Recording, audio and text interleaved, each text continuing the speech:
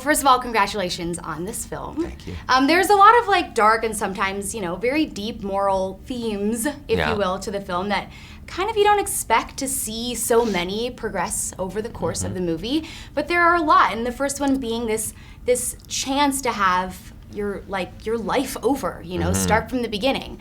And what do you think the script kind of says about the way humanity might view that kind of opportunity? I think for me the moral dilemma is hubris. I mean that's what's actually happening, is that we as a society, there's 7.2 or 7.3 billion people on the planet now, and that's a lot of people.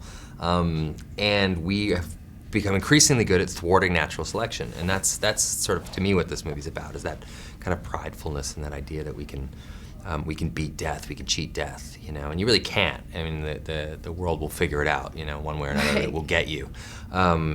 But it's just an interesting, to me, there's something morally, you have to be morally flexible in order to undergo something like this, or even want to have something like this. I don't know. I just feel like make the most of your time while you're here.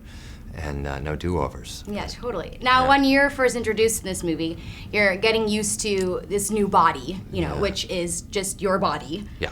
People are gonna be like, what is she talking about? But that's kind of what it is, right? And so what is kind of your motivation for those scenes? Like, how do you kind of play this? I mean, we see this in kind of like comedies sometimes, like Freaky Friday, but we haven't seen it done this way, where this character kind of seems pretty uncomfortable at times. Yeah. He's trying to, live this and take it for what it is, and he has a little bit of fun, but he kind of seems to go through some sort of internal struggle. Yeah, well, I think once the procedure happens, he's got to sort of align himself with all those autonomic reflexes and functions that would just normally occur in a body. So there's definitely an adjustment period. But once he gets there, I don't think he finds it as fulfilling as he'd thought previously. And of course, he quickly learns that the body that he's inhabiting now is not grown in a lab and is not some innocent, is actually a living, breathing person who had a wife and a daughter.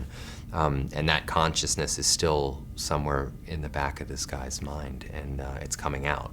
So he's seeing things and having memories that aren't his, and he starts to explore those further, and which leads him into this kind of chaos. So. Right, which then becomes the biggest, obviously, struggle of the entire movie. Yeah. And then he's pretty much like fighting for his death. And that's like some of the best scenes in the movie. They're really exciting and they're really intense. Yeah. And your character, obviously, this host body was an experienced combat. He was in the war. Like he knows how to kick serious ass. Yeah. And what was it like shooting some of those scenes? Those are fun. I mean, action scenes are always fun, and they're not. You spend 3 weeks shooting something that ends up on the screen for 2 minutes. So. They can never quite live up to the experience, but I like that stuff. I think it's fun, and I'm still young enough that I can do it all.